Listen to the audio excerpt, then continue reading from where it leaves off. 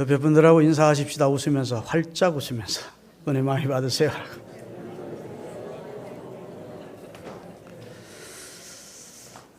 우리가 종교개혁 500주년 기념주일을 다음 주일에 맞습니다.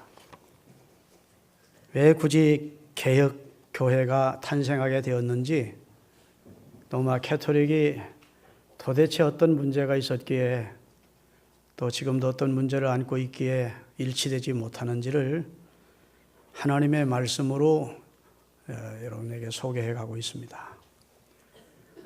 지지난주는 제가 마리아는 한 인간에 지나지 않는데 마리아도 신성을 가진 존재로, 마리아도 공동 구원자고 예수님과 더불어 공동 중보자고, 마리아를 통해서 구원에 이르는 또 하나의 길이라고 주장하니까 한 인간에 지나지 않는 마리아를 신격화시키다 못해 그가 종신토록 처녀로 살았다는 손바닥으로 얼굴을 가리는 거짓말을 하고, 그의 동생들이 성경에 예수님의 동생들이 많이 기록되어 있는데도 나중에는 몽소 승천설까지 그가 살아나서 승천했다는, 마리아가 승천했다는 거짓말까지 하면서 잘못 가르치니까 이제 문제가 된 거고, 지난주는 제가 이제 교황은 한 인간에 지나지 않는데 교황이 오류가 없을 수 없는데 교황이 무효하다, 교황에서 내리는 모든 결정이나 교리는 무효하다고 주장을 하고,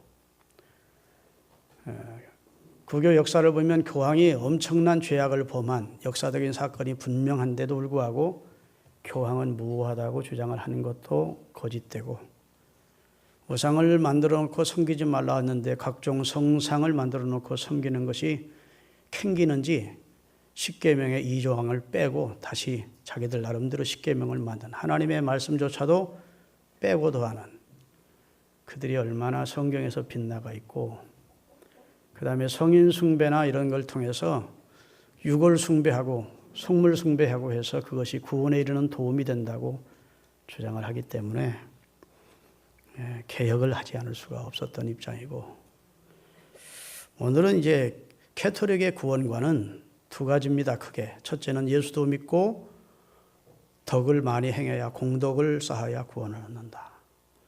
그리고 이미 얻은 구원도 죄를 범하면, 뭐 큰 죄를 범하든지 하여튼 세상이 아는 죄를 범하면 그 구원은 취소된다, 이렇게 주장을 하는 겁니다. 다시 말해서 한 번 얻은 구원이라도 그가 계속해서 공덕을 쌓으면서 믿음으로 살지 않으면 그 구원은 취소된다고 하는 거예요.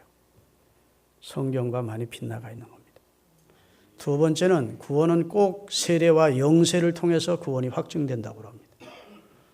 그래서 살아있을 때 세례를 받든지 영세를 받든지 죽은 후에 유골 앞에, 그 시신 앞에서라도 영성체를 뿌려가면서 세례를 베풀어야 하나님 나라로 들어간다는 것. 있을 수 없는 얘기입니다. 여러분, 예수님이 세례를 받는 사람에게 구원을 주신다면 예수님이 십자가에 돌아가실 때 한 병 강도에게 너 세례 받았냐? 물었을 겁니다. 너 공덕 많이 쌓았느냐? 물었을 거예요. 누구든지 예수 그리스도를 구주로 믿고 마음으로 믿고 입으로 시인하면 구원을 얻습니다. 따라합시다. 누구든지 주의 이름을 부르는 자는 구원을 얻으리라. 그는 주의 이름을 불렀어요. 당신의 나라 임하실 때 저 좀 구원해 주십시오. 마음으로 믿었고 입으로 시인했더니 주님이 구원해 주세요. 네가 오늘 나와 함께 낙원에 갈 거다. 할렐루야. 여러분, 만약 공덕을 쌓아야 되고 그 다음에 세례를 꼭 받아야 된다면 기독교인 가운데 수많은 사람들이 세례받지 못한 상태에서 그리스도를 마지막으로 영접하고 죽은 사람들이 얼마나 많은데, 그들이 구원받았다고 성경은 확실히 증언하고 있는데 성경이 앞뒤가 안 맞는 말 아닙니까? 틀린 말입니다. 구교의 주장은. 할렐루야. 여러분, 교황이 천국의 열쇠를 쥐고 있고 묻고 푸는 권세를 가지고 있다고 주장하는 것, 성경 잘못된 해석을 하고 있는 겁니다. 할렐루야. 우리가 직접 하나님께 예배드릴 수 없고 신부에게, 사제에게 가서 우리의 죄를 고해해야 된다고 하는 것도 교회라는 틀 안에 사람들을 묶어놓기 위해서입니다. 교권을 강화하시기 위해서. 교황에게 천국의 열쇠가 있고 묻고 푸는 권세가 있다. 성경 해석권은 교황에게만 있다. 그 다음에 죄를 고백하는 것도 너희들이 직접 하나님께 고백하서는 안 되고 사제에게 와서 고해성사를 해야 된다. 모든 것을 교회 틀 안에서 교권을 세워놓고 그려놓고 천주교를 운영하고 있는 겁니다. 그를 배반하는 내용을 주장하면서 이단자로 처벌해버렸다. 여러분, 오늘 본문은 갈라디아서인데 사도 바울이 갈라디아서를 왜 쓰게 되었는지를 설명하려고 합니다. 갈라디아라는 지역에 바울이 교회를 세웠습니다. 그 교회가 하나님의 은혜 가운데 부흥했고 갈라디아 교인들에게 바울이 예수 그리스도를 주로 믿으면 은혜로 구원을 받는다고 가르쳤습니다. 할렐루야. 율법을 지키거나 살례를 행하거나 그 다음에 무슨 안식일을 지키거나 모든 율법적 조항도 지키고 예수도 믿어야 구원받는다고 가르친 적이 없어요. 예수 그리스도를 너를 대신해서 예수님이 대신 죽어주시고 예수님의 의를 믿으면 네가 의롭게 되어 구원받는다고, 그리스도를 주로 믿어 마음으로 믿고 입으로 시인하면 구원을 받는다고 가르쳤다고요. 그리고 바울은 선교사니까 갈라디아 교회를 떠나서 다른 지역에서 복음을 전하는데 소문에 들리기를 갈라디아인들이 그 정통신앙을 버리고 이단에 빠졌다는 겁니다. 그 이단에 빠지게 된 원인은 예루살렘에 있는 기독교인들이 갈라디아 교회에 등록을 하고 그 교회에 다니면서 야, 예수만 믿어서 구원 못 받아. 예수도 믿고 할례도 행해야 되고 안식일도 지켜야 되고 계명도 지켜야 돼. 무슨 소리야. 예수만 믿고 구원 얻는 거 아니야. 그리고 예수 믿었다고 구원이 확증된 게 아니야. 나중에라도 그 구원이 취소될 수 있어. 그러니까 계속해서 율법대로 살아야 구원이 보존되는 거야. 이렇게 가르치는 거예요. 다시 말해서 예루살렘에서 내려온 예루살렘 기독교인들이, 유대인들은 철저하게 율법에 쩔어 있거든요. 마치 단무지가 소금에 물에 쩔어 있듯이 짜릿하듯이 유대인들은 어렸을 때부터 할례 받고 율법을 배워서 하나님이 구약해 주신 율법에 쩔어 있는 사람들이라고. 이 사람들이 예수 믿고 구원 얻었어요. 어느 순간부터 이렇게 구원이 쉬워? 율법대로 살아야 구원받지. 그리고 믿음 플러스 율법을 지켜야 구원 얻는다고 주장을 시작한 거야. 바울이 통탄할 일은, 그렇다면 주님께서 헛되이 죽으시는 것이 아니에요. 오늘 본문 마지막 절 띄우겠습니다. 만약 율법을 지켜서 구원을 얻는다면 그리스도께서 헛되이 죽으시다. 오늘 본문 마지막 절, 내가 하나님의 은혜를 피하지 아니하노니 만일 의롭게 되는 것이 율법으로 말미암는다면 그리스도께서 헛되게 죽으셨느니라. 율법 지켜야 구원 얻는다고 주장하는 사람들은 그리스도를 못 오가는 사람들이고 하나님의 선하신 계획을 짓밟는 이단자들이라는 겁니다. 그리스도만이 구원자이시고 그리스도를 구주로 받아들이고 그가 자신의 죄를 대신하여 죽었다는 사실을 정말로 가슴 아파하며 눈물로 회개하고 그리스도를 구주로 영접하고 예수 그리스도를 구주로 시인하면 구원을 주시는 것이 하나님의 은혜인데, 예수도 믿고 공독도 쌓고 율법도 지키고 할례도 행하고 그러면 예수 믿는 것보다, 율법 지키는 것보다 예수를 믿는 것은 한 가지 짐을 더해 준 거예요. 그래서 바울은 그런 이상한 복음을 전하는 사람에게 저주를 선언합니다. 갈라디아서 1장 6절부터 9절까지 띄우겠습니다. 똑같은 갈라디아서인데 오늘 본문 앞서서 말이에요. 그리스도의 은혜로 너희를 부르신 이를 이같이 속히 떠나 다른 이단 복음을 따르는 것을 내가 이상하게 여기노라. 다른 복음은 없나니 다만 어떤 사람들이 너희를 교란하여 그리스도의 복음을 변하게 한 것이다. 그 다음에 그러나 우리나 혹은 하늘로부터 온 천사라도 우리가 너희에게 전한 복음 외에 다른 복음을 전하면 저주를 받아야 된다. 왜냐하면 그리스도의 죽음을 모독하고 그리스도의 희생을 헛되게 하는 하나님 앞에 망령된 짓이기 때문에 예수만 믿어서 구원 못 받아, 선하게 살고 율법 지켜야 구원 받아 하는 말은 그럴듯하지만 하나님의 행하신 하나님의 의를 그리스도를 통해서 우리에게 주시기를 원하시는 하나님의 은혜를 짓밟는 짓이기 때문에 그런 내용의 복음이라고 가짜 복음을 전하는 사람이 있으면 천사가 와서 그런 말을 해도 저주를 받아야 된다. 9절입니다. 우리가 전에 말하였거니와 내가 지금 다시 말하노니 만일 누구든지 너희가 받은 복음 외에 다른 복음을 전하면 저주를 받아야 된다. 바울은 단호한 입장입니다. 그리스도만이 우리의 주가 되시고 그분이 우리를 위해서 이루신 의를 믿을 때만 그리스도의 의가 우리에게 전가되어 칭의된 구원을 우리가 얻게 되는 것이지, 율법을 지켜서 의롭다함을 얻을 육체는 하나도 없다고 성경은 선언하고 있는 거예요. 구원은 예수도 믿고 공덕도 쌓고 영세 세례 받아야 구원 얻는 게 아닙니다. 그리스도를 자신의 구주로 마음으로 영접하고 입으로 시인하면 구원을 얻습니다. 영접하는 자, 곧 그 이름을 믿는 자들에게는 하나님의 자녀가 되는 권세를 주십니다. 영접하면 돼. 예수님을 자신의 구주로 영접. 예수님의 이름이 구원자의 이름이라는 사실을 믿는 자는 하나님의 자녀가 되는 권세를 줘. 하나님이 세상을 처럼 사랑하사 독생자를 주셨는데 이는 저를 믿는 자만 됩니다. 저도 믿고 율법도 지키는 자가 구원해 주겠다고 하지 않았어요. 이는 저를 믿는 자마다 멸망치 않고 영생을 얻게 하려 하십니다. 주 예수를 믿어라.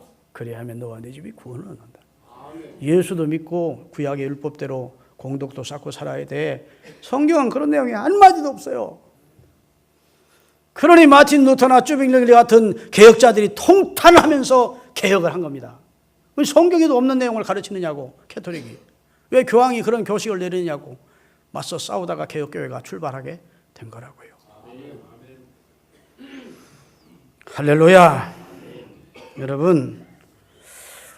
여러분이 오늘 은혜를 받으실 분들은 어떤 분들이냐면, 내가 그리스도인답게 살기를 원하는데 나는 죄인인데 어떻게 하면 좋을까? 다시 말해 하나님의 말씀대로 못 사는데, 그렇다면 내가 하나님의 은혜를 힘입고 결국 구원을 받을 수 있을까? 아니, 구원에 대한 확신이 없었던 분들은 오늘 확실한 은혜를 하나님으로부터 힘입는 계기가 되시기를 바랍니다. 구약에 하나님이 1차로 우리에게 주신 것은 율법입니다. 하나님이 우리 인류를 구원하기 위한 준비 작업으로 1단계로 먼저 율법부터 주셨습니다. 할렐루야. 율법이라고 하는 것은 따라합시다. 죄를 규정하고 죄가 무엇인지 밝혀주기 위해 법을 주시었다. 여러분, 하나님의 본성이 율법입니다. 하나님이 거룩하시기 때문에 율법도 거룩하고 율법도 아름답고 율법도 선합니다. 율법이 악한 게 아니에요. 하나님의 표준입니다. 하나님의 기준이라고요. 하나님의 본성이 거룩하니까 거룩한 내용의 말씀을 주신 것이 율법이라고요. 근데 우리는 본질상 진노의 자녀이고 만물보다가 거짓되고 부패한 것이 인간이기 때문에 아담과 하와가 범한 죄로 인하여 원죄가 있고 우리 속에 죄성이 그대로 있기 때문에 하나님의 거룩을 말씀하고 있는 율법을 우리가 다 이룰 수 없는 겁니다. 율법대로 살아서 의롭게 될 육체는 한 사람도 없대요. 로마서 3장 20절을 띄우겠습니다. 그러므로 율법으로 행으로 그의 앞에 의롭다함을 얻을 육체가 없나니 율법으로는 내가 죄인이라는 사실을 깨달을 뿐이다. 잘 들으세요. 율법으로는 하나님 앞에 의롭다. 너 율법 다 지켰다. 너는 참 의로운 자다. 이렇게 얻을 육체가 이 인류 가운데는 하나도 없대요.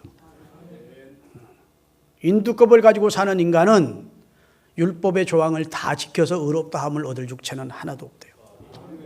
다만 율법을 비추어서 보면 내가 죄를 범했구나. 내가 율법을 다 율법대로 못 사니까 나는 죄인이구나 하는 것을 깨닫게 하기 위한 방편으로 하나님이 먼저 율법부터 주셨다고 성경은 기록하고 있어요.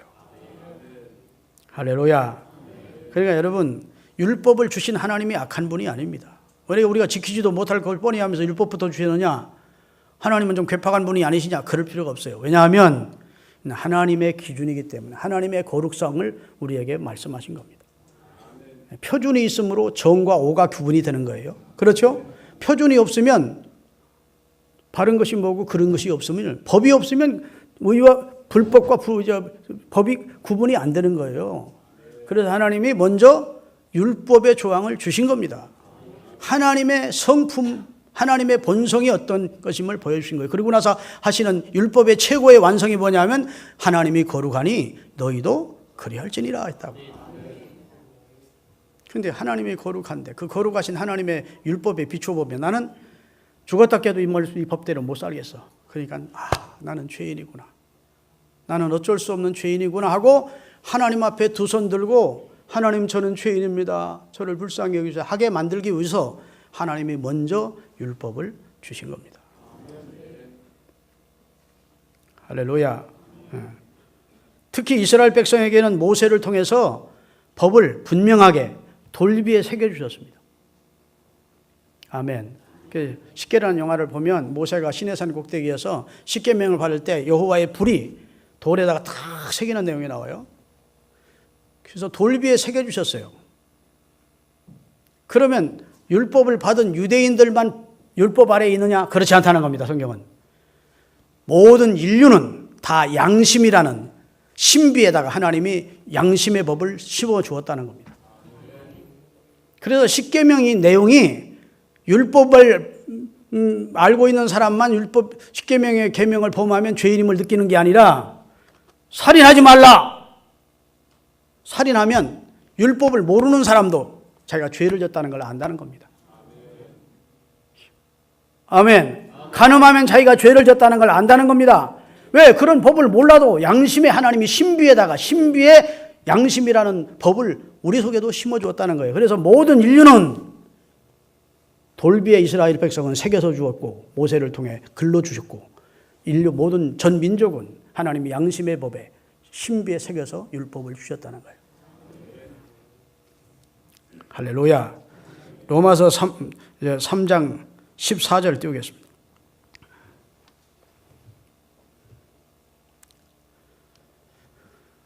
마땅치 않으면 로마서 5장 13절 14절 띄우세요. 오늘 띄울 내용이 너무 많아서 그럴 거야. 죄가 율법이 있기 전에도 세상에 있었으나 율법이 없을 때에는 죄를 죄로 여기지 아니하였느니라. 14절 없어? 하여튼 그런 내용이에요. 저를 보십시오. 여러분 옛날에는 죄 아니던 것이 법이 있으므로 죄가 되는 게 많습니다. 법이 많은 백성은 불행하여. 왜냐하면 법이 있으므로 법을 버촉하면 죄인이 되는 거잖아요. 옛날에는 죄 아니던 게 지금 죄인 게 많습니다. 옛날에 택시 합승하는 거 죄 아니었습니다. 합승이 하면 배라는 법이 만들어진 그게 죄가 되고 범칙금을 물는 거예요. 그래요, 안 그래요? 속도 120km 이상 달리면 죄, 그런 거 없었어요. 옛날에 그런 법이 만들어지니까 그게 법에 걸리는 겁니다. 교차로에 교차선에 서지 않으면 요즘은 그것도 깍지됩니다. 법은 자꾸 만들수록 죄가 많아지는 거예요. 그래서 성경에는 범법함을 인하여 죄가 더하게 된다고.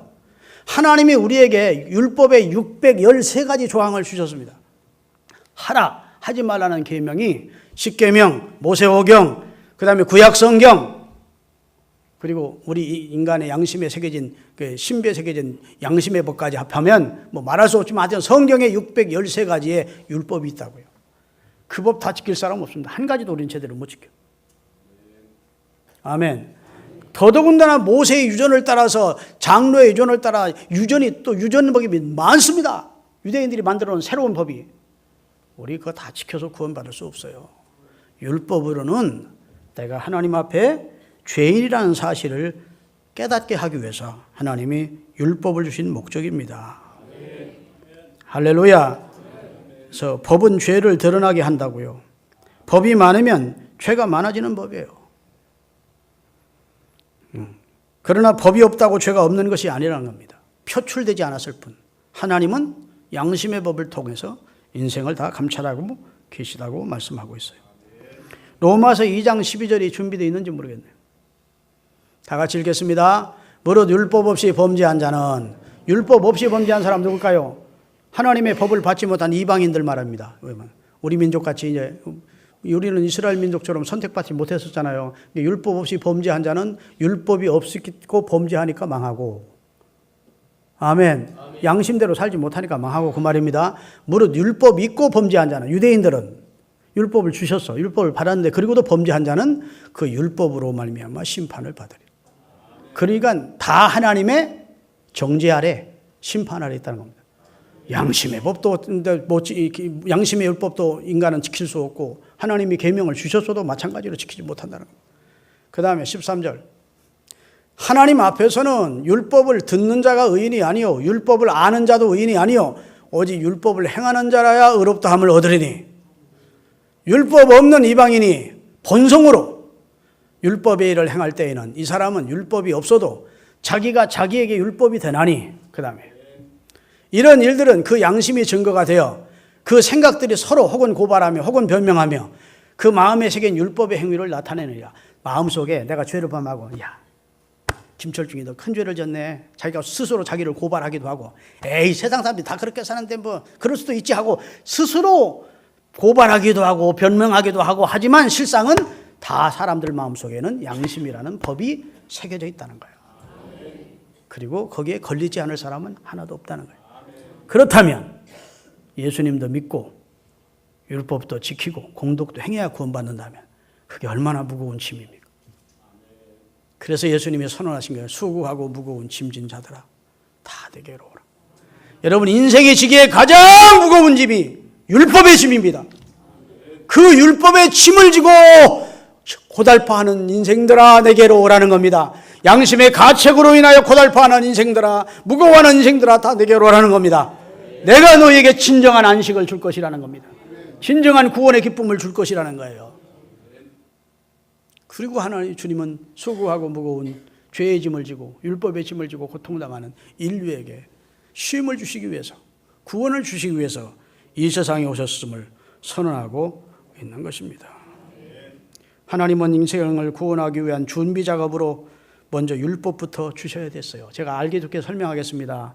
아프리카의 아마존 지역에 밀림마자 브라질 아마존 지역 같은 데 가면 옛날에 사람을 잡아먹는 식인종이 있었습니다.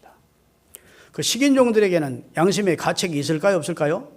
사람 잡아먹는 데 대해서 가책 없어. 그들이 식생활이야. 사람 하나 그냥 잡았으면 오늘 동물 하나 잡은 거야. 맛있는 동물. 사람 잡아서 그 고기를 구워 먹으면 절대로 양심의 가책이 없습니다. 자, 그 사람들에게 가서 여러분 예수 믿고 구원 받으세요 하면 죄책이 없는데 죄책이 없는 자기가 죄인인 줄 모르는 사람에게 은혜의 복음을 먼저 주면 예수 믿으려고 할까요? 안 할까요? 예수 믿을 필요성을 못 느끼는 겁니다. 그러면 그 사람들에게는 선교사님들이 가서 무엇부터 줘야 됩니까? 율법부터 가르쳐 줘야 돼요. 성경에 살인하지 말라 했습니다. 살인하는 것은 죄이고 죄의 삭은 사망입니다. 당신들 영혼은 지옥 가고 멸망받습니다. 이렇게 율법부터 먼저 그들에게 전해 주어야 아이고 우리가 죄를 범했네. 어찌할꼬. 그럼 어떻게 해야 합니까? 그럴 때 하나님의 아들 예수 그리스도께서 하나님이 그 아들을 보내서 우리 모두의 인류의 죄를 그 아들이 담당시켰습니다. 저를 당신의 구주로 영접하고 지난날의 죄악을 회개하고 믿음으로 살면 당신들은 구원받습니다. 해야 그 사람들이 목마른 사람이 물을 벌컥벌컥 들이키듯이 죄책을 느끼던 사람에게 구원의 복음이 전개될 때 아멘으로 받는 겁니다. 여러분 베드로가 설교할 때 3,000명이 회개하고 돌아오는 역사가 일어났는데 베드로가 설교할 때 무엇부터 지적했습니까? 당신들이 하나님의 아들을 십자가에 매달아 죽였어. 저들이 잘못을 먼저 지적해 주었다고. 그리고 형제들아 그러면 우리가 어찌할꼬 했다고. 주 예수를 믿으시오. 그리고 회개하시오. 그러면 구원을 받고 하나님이 성령을 인쳐줄 겁니다. 믿으시죠? 하나님이 인간을 구원하면 무엇부터 주셔야 됐어요? 법부터 주셔야 인간이 죄인임을 알고 하나님 앞에 얼마나 그 법을 지키기에 무능한 존재임을 철저히 깨닫게 하고 자기가 죄인임을 고백할 수 있겠기에 하나님의 법에 자기가 얼마나 참 하나님을 거역하고 사는 존재라는 사실을 알 수 있겠기에 하나님이 법부터 주신 거예요. 아멘. 그래서 율법의 기능은 우리가 죄인임을 알게 하고 하나님 앞에 그 율법 앞에 우리는 무능한 존재임을 깨닫게 한다고. 우리가 그것을 깨달으면 율법은 우리에게 할 일을 다 했기 때문에 우리에게서 돌아서는 거예요. 이제는 내가 할 일 다 했구나. 그때부터 어떻게 하느냐? 그 일을 하기 전에 율법이 우리 손을 잡고 누구에게까지 인도하느냐? 예수 그리스도께서 인도합니다. 갈라디아서 3장 24절부터 띄우겠습니다. 이같이 율법이 우리를 그리스도께로 인도하는 초등교사가 되어 우리로 하여금 믿음으로 말미암아 의롭다함을 얻게 하려 합니다. 자, 율법의 기능 가운데 내가 율법대로 못 살았어요. 그래 난 죄인이야. 어떻게 하면 좋을까? 하고 퀘션 마크를 가지고 고민하는 우리에게 율법이 우리 손을 붙들고 여러분과 제가 초등학생이라 하십시다. 유치원생이라 그러면 초등학교 선생님, 유치원 선생님이 손을 딱 잡고 엄마에게 데려다 주는 것처럼 율법은 우리를 그리스도에게까지 데려다 주는 사명을 하고 돌아선다는 겁니다. 율법으로는 구원 못 얻습니다. 율법이 하는 말이 당신들이 나의 계명을 다 지킬 수 없거니와 나를 통해서는 구원 못 얻어요. 당신이 죄인임을 깨달았으니까 당신을 의롭게 해줄 분은 따로 있습니다. 그래서 성경에 율법에 하나님이 한 의를 내셨대. 할렐루야. 선지자들과 율법을 통해 증거되신 분인데 곧 하나님의 아들 예수시래. 예수님이 우리에게 진정한 의를 주러 오신 분입니다. 그렇기 때문에 율법의 기능은 내가 죄인임을 깨달은 사람의 손을 잡고 그 어린아이 초등학생의 손을 잡고 예수 그리스도에까지 인도해 주는 거예요. 이분이 네 길이고 진리고 생명이다. 이분이 너를 죄에서 구원해 내실 분이다. 이분이 너를 대신하여 십자가에 달려 죽으시고 저를 믿을 때 구원을 얻게 하실 분이다. 라고 우리 손을 붙들고 그리스도께서 인도해 주는 사명을 하라고 하나님이 우리에게 율법을 주신 거라는 거예요. 자, 이렇게 말씀드려도 이해를 못하는 분이 있으면 좀 IQ가 문제가 있는가요? 할렐루야. 사랑하는 여러분, 여러분과 제가 구원을 얻은 것은 그리스도를 통한 은혜로 구원을 얻는 겁니다. 우리가 뭐 율법적으로 얼마나 깨끗하고 도덕적으로 얼마나 순결하고 윤리적으로 얼마나 고고하게 살아서 구원 얻을 사람 이상 분이 있습니까? 하나님의 법에 비춰보면 다 죄 아래이고 죄의 종이었다고요. 율법의 종이고. 할렐루야. 성경 몇 절을 제가 좀 띄우라고 할 테니까 띄워주시면 좋겠어요. 성경으로 확인을 하자고요.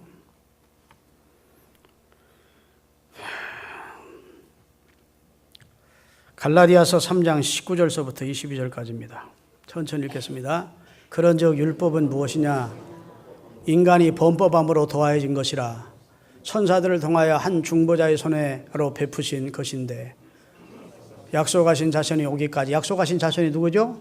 그리스도가 오기까지 율법은 기능을 다하는 거라는 거예요. 그 중보자는 한 편만 유의하는 분이 아니고 하나님은 한 분이시다. 그러면 율법이 하나님의 약속들과 반대되는 것이냐? 율법이 필요 없는 것이냐? 그 말이죠. 그렇고 그럴 수 없느니라. 만일 능히 살게 하는 율법을 주셨더라면 의가 반드시 율법으로 말면 너희가 율법을 지켜서 의롭게 되는 길이 있다면 하나님이 그리스도를 보낼 필요가 없었다는 겁니다. 그러나 성경이 모든 것을 죄 아래에 가두었으니 모든 인간은 죄인이라는 틀 안에 들어갈 수밖에 없었으니 이는 그리스도를 믿음으로 말미암는 약속을 믿는 자들에게 결국 구원을 주시기 위해서 우리가 인간이 얼마나 하나님 앞에 죄인임을 알고 그 틀 안에서 벗어날 수 없는 존재임을 깨닫고 나서야 하나님이 다시 구원자로 보내신 예수님을 믿어 구원받을 수 있겠기에 그 예수님을 보내주셨다는 내용입니다. 할렐루야. 그리고 에베소서 2장 1절 2절입니다. 다 같이 읽겠습니다. 그는 허물로 죽었던 죄로 죽었던 너희를 살리셨다. 그때 너희는 그 가운데서 행하여 이 세상 풍조를 따르고 공중거주에 잡은 마귀를 따랐으니 지금 불순종의 아들들 가운데 역사하는 영이요. 옛날 우리가 예수 믿기 전에 다 사단의 지배 아래, 죄의 지배 아래 있었다는 선언을 하고 있는 것입니다. 할렐루야. 로마서 7장 7절에서 9절까지입니다. 지금 제가 전일 말씀을 확증시키는 내용들이 많아요. 그런즉 우리가 무슨 말을 하리요? 율법이 죄냐? 율법이 하나님이 율법을 주셨는데 율법을 주신 하나님이 잘못된 분이냐? 율법이 그럼 필요 없는 것인데 우리에게 주셨느냐? 그 말입니다. 율법이 죄냐? 그럴 수 없느니라. 율법으로 말미암지 않고는 내가 죄가 무엇인지 몰랐을 거라. 근데 계속 곧 율법이 탐내지 말라 하지 않았더라면 내가 탐심이 죄인 줄 어떻게 알았을 거냐? 지나친 탐욕을 부리는 게 죄입니다. 그런데 내가 탐욕을 부리는 것이 죄라는 사실을 성경에 말씀하지 않았다면 내가 탐욕을 부리는들 그게 죄인 줄 어떻게 알았겠느냐는 거예요. 그러니까 성경 율법은 죄를 드러나게 하기 위해서 율법을 주셨다는 겁니다. 그러나 죄가 기회를 타서 계명으로 말미암아 내 속에 온갖 탐심을 이루었나니 이는 율법이 없으면 죄가 죽은 것이라. 만약 율법이 없다면 죄를 짓고도 내가 죄진 줄 모른다 그 말입니다. 하나님 우리가 죄인임을 고백하게 하고 하나님 앞에 손들고 하나님 나를 구원해 주십시오. 저를 불쌍히 여십시오 해서 그리스도를 주로 영접해서 구원받기를 원하시는데 내가 죄인인지를 모르면 안 되잖아. 그래서 우리가 죄인임을 드러나게 하기 위해서라는 겁니다.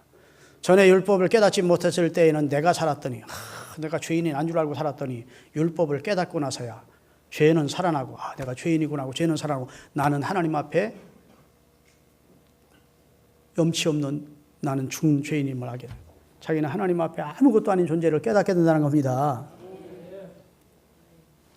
할렐루야. 네, 여러분.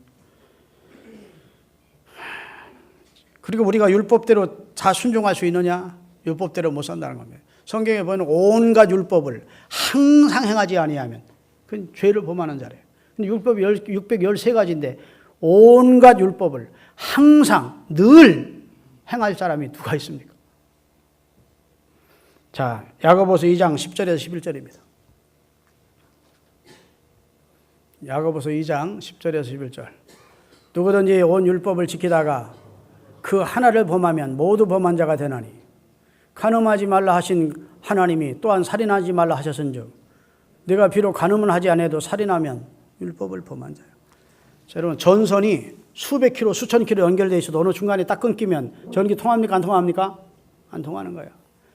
613개 고리로 된 이 쇠고랑이 이렇게 연결되어 가지고 천국까지 갈 수 있다면 그걸 잡고 올라가다가 한 고랑만 끊어져도 613개 고랑이 다 안 끊어져도 쇠고랑이 한 고랑만 끊어져도 율법을 범한 자가 되는 거예요. 율법으로는 하나님 앞에 의롭다 함을 얻을 육체가 없다는 선언을 하고 있는 것입니다. 할렐루야. 예수계시서 18장 14절입니다. 아주 중요한 선언을 하고 있습니다. 같이 모든 영혼이 나 하나님께 속한지라 아버지의 영혼이 내게 속한 같이 그 아버지 아들의 영혼도 내게. 자, 제 영혼이 하나님께 속했어요. 우리 아들 선일이의 영혼이 하나님께 속했어요. 승주의 영혼이 하나님께 속했어요. 모든 인간 다 하나님께 속했대. 그렇지. 그의 아들의 영혼도 내게 속하였나니 범죄하는 그 영혼은 죽으리라. 죄의 삭은 사망이라는 거. 야, 이거 심각한 얘기입니다. 우리가 율법대로 못 살아요. 그런데 우리가 죄인이에요. 그러면 죽는데. 여기서 죽음이라는 것은 영원한 죄와 그 죄의 결과로부터 오는 지옥의 형벌과 영원한 멸망을 말합니다. 심각한 얘기거든. 그런데 하나님이 그리스도를 통해서 그것을 살려내시는 역할을 하신 거예요.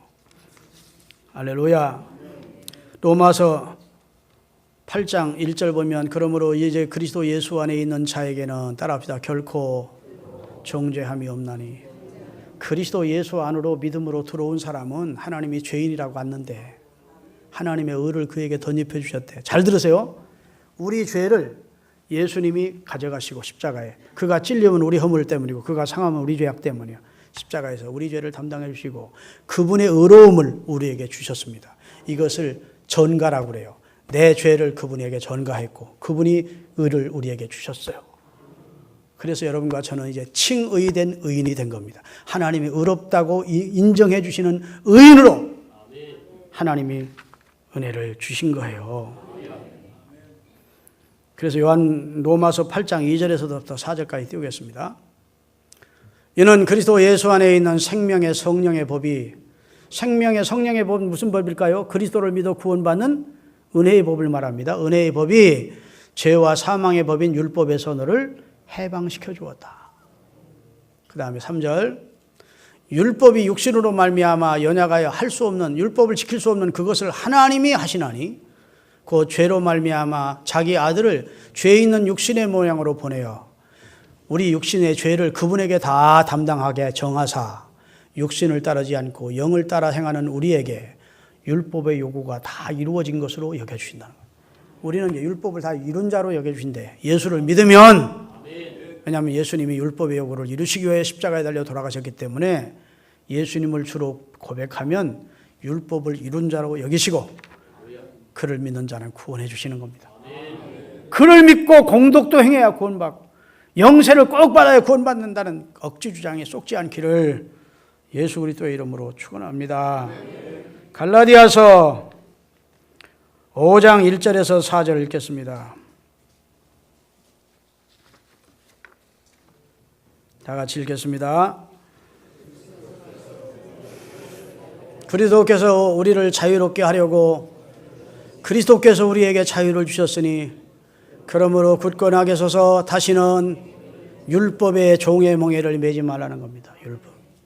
보라, 나 바울은 너희에게 말하노니 너희가 만일 할례를 받으면 그리스도께서 너희에게 아무 유익이 없느니라. 예수도 믿고 할례도 받아야 구원받는다고 주장하는 사람들의 말을 따르지 말라는 겁니다.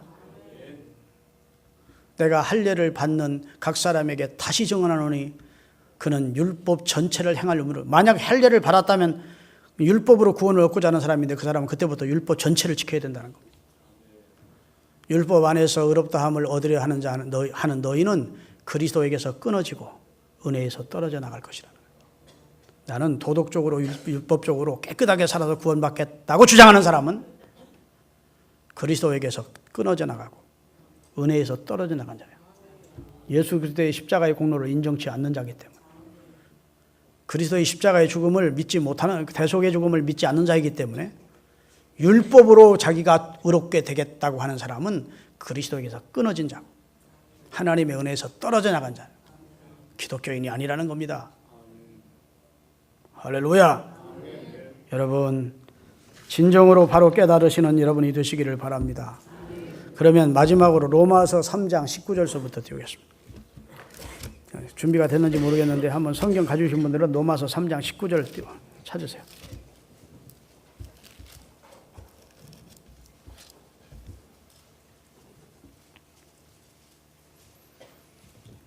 찾으셨습니까?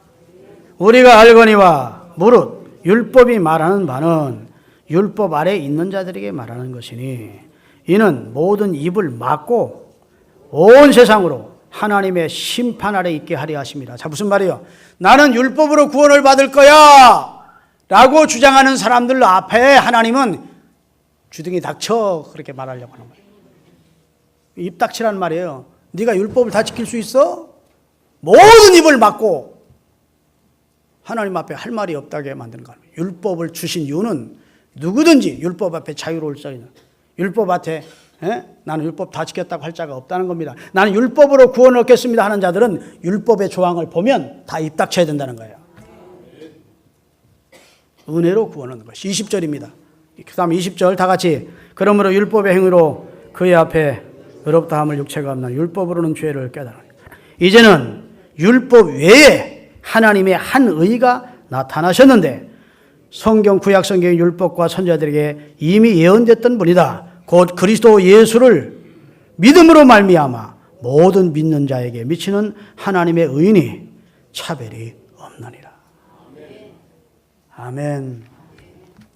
여러분, 이런 내용을 들으실 때 그냥 냉탕 교인처럼 하나의 교리로, 아이고 예수님이 우리를 위해 죽으셨다는 만, 그분 때문에 우리가 구원받는다는 만, 이렇게 값싼 교리로, 값싼 내용으로 들으면 아무 유익이 없어요. 율법의 조항대로 살지 못하는 우리를, 영멸할 수밖에 없는 죄와 사망의 법 안에 짓눌려 있던 우리를, 10,000,000번 지옥 형벌을 받아야 될 우리를 구원해 주시려고 하나님의 의를 입혀주기 위하여 하나님이 당신의 아들을 보내셨고 그분을 십자가에서 희생시키셨다. 그래서 성경의 말씀은 십자가에 달린 예수님을 깊이 생각을 한 것처럼 여러분이 하루 좀 시간을 내서 집에서든지 성전에서든지 십자가에서 나를 위해 가시고 안 쓰시고 양팔에 혼 박히시고 팔에 못 박히시고 옆구리에 최혈을 흘리시고 내 죄를 담당해 주신 주님을 묵상하다가 성령의 은혜를 받고 눈물을 흘리며 감격해하고 그리고 나서 신앙생활을 할 때는 신앙의 자세가 달라지는 거예요. 이걸 하나의 그냥 값싼 교리로 어이구 우리 죄인인데 수긍이 가네, 난 죄인인데 예수님 통해 난 구원받았구만, 그렇게 쉽게 받아들일 수 있는 내용이 아니에요. 여러분과 저를 구원하기 위해 하나님의 놀라운 희생이 있었다고, 하나님의 아픔이 있었다고요, 하나님의 놀라운 경륜이 계셨다고요. 진짜 십자가를 한번 묵상해 보세요. 시간 내실 때 주님의 생각을, 주님의 고난을 묵상해 보세요. 다 이루었다 선언하시던 예수님의 말씀을 묵상해 보세요. 그 희생을 통해서 여러분과 제가 생명의 성령의 법으로 구원을 받게 된 거예요. 은혜의 법으로 구원을 받았다. 이게 율법과 은혜의 관계입니다. 할렐루야. 예수도 믿고 공덕도 쌓아야 구원받는 게 아닙니다. 아멘. 제가 한 가지만 예를 들고 마칠게요. 잘 들은 얘기. 그럼 여러분과 제가 그러면 하나님의 말씀대로 이제부터는 안 살아도 되네 이렇게 생각하면 안 돼. 이게 잘 들어야 돼요. 율법에서는 해방됐으니까 이제 하나님 말씀대로 안 살아도 뭐 구원받네. 이것은 하나님을 욕되게 하는 행동이에요. 잘 보세요. 한 식모가 아주 인격적으로 훌륭한 남자 집에 식모로 들어가서, 근데 그 식모에게 남자가 얼마나 까다로운지, 새벽 5시에 일어나 쫙 청소하고 음식은 이렇게 하고 청소도 이렇게 해놓고 내가 오기 전까지 빨래도 하고, 만약에 잘못하면 너 가만 안 놔도 당장 내쫓을 거야. 월급 많이 주니까 참 고마워서 그 집에 왔는데 아이고 주인이 얼마나 까다로운지 몰라. 법이 많아. 막 이것도 하고 저것도 하고. 그 집에서 쫓겨나기 싫어서 어쩔 수 없이 그 일을 했어. 그것은 그 여인에게, 그 식모에게 율법입니까? 은혜입니까? 율법이야. 아유, 얼마나 주인이 요구하는 요구가 많은지 그게 법이야. 그건 짐이 되는 거예요. 그런데 어느 날 그 식모하고 그 남자, 점잖은 남자하고 주인하고 사랑을 하게 됐어. 그래가지고 당신 없이는 못 산다. 나도 너 없이는 못 산다. 그러고 결혼을 했어. 그래, 결혼해서 같이 살아. 그러면 그 전에 하던 일 안 합니까? 합니까? 해. 하지만 율법으로 하는 겁니까? 은혜로 하는 겁니까? 이제는 사랑하는 남편을 위해서 기쁜 마음으로 하는 겁니다. 무슨 율법 때문에 쫓겨날까 봐 무서워서 그러는 게 아니에요. 이해되시죠? 우리가 구원받기 위해서 율법을 지키는 것이 아니고 구원해 주셨으니 그 은혜가 고마워서 자신을 희생시켜 나를 구원해 주신 주님의 은혜가 고마워서 그분의 말씀이 기록된 하나님의 말씀대로 살아보고자 하는 마음이 그리스도인의 마음이지, 그 율법대로 살아야 구원을 받는다는 조건부의 신앙이 구교 신앙이라고요. 구원해 주셨으니 은혜로 고마워서 할 수 있는 대로 주의 뜻대로 살자. 그분이 날 사랑해 주시니, 그분과 내가 그리스도 안에서 하나가 됐으니, 할렐루야. 그게 은혜의 관계입니다. 이제 여러분 주님과 은혜의 관계가 되시기를 바랍니다.